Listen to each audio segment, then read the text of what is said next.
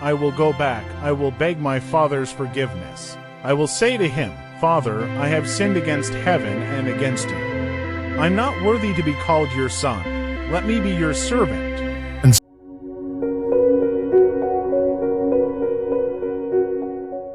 The sun rises over a peaceful countryside, casting golden hues over rolling fields. There is a large estate surrounded by fields of grain, olive trees, and grazing sheep. There once was a man, a father of great wealth and wisdom. He had built his home with love, ensuring his sons would never lack anything. He was not just rich in gold and land, he was rich in kindness, in generosity, in love. But while the older son was content, the younger son was restless. He yearned for adventure, excitement, a life beyond the fields of his father's house. The younger son walks up to his father, eyes burning with desire. His voice, though respectful, is firm. Father, give me my share of the inheritance. I want what belongs to me. The father looks at his son with sad, knowing eyes. This request was not just unusual, it was offensive. The father sighs, his heart heavy, and yet he does not refuse. With a deep breath, he nods and divides his wealth, giving the younger son his portion. Finally, he was free. No rules, no responsibilities, just endless pleasure and excitement. He surrounded himself with people who called themselves his friends, men and women who laughed with him, feasted with him, drank with him, so long as his purse was full.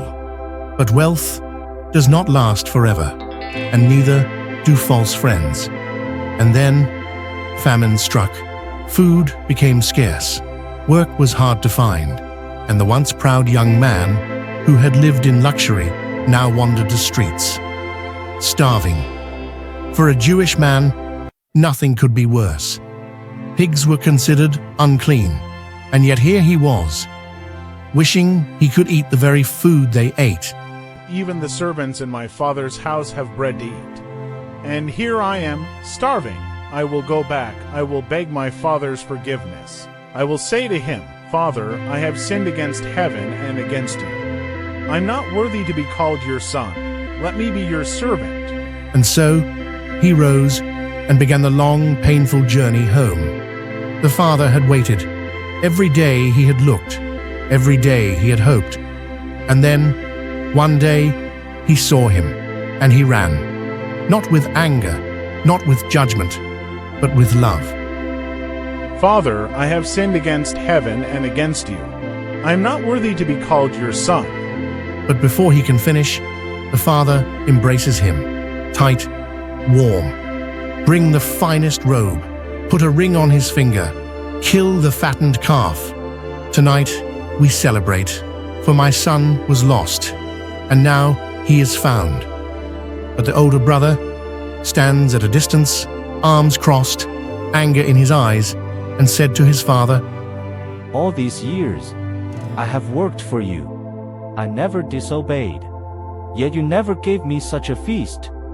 The father turns to him, his voice gentle, and said, My son, you are always with me, and all I have is yours.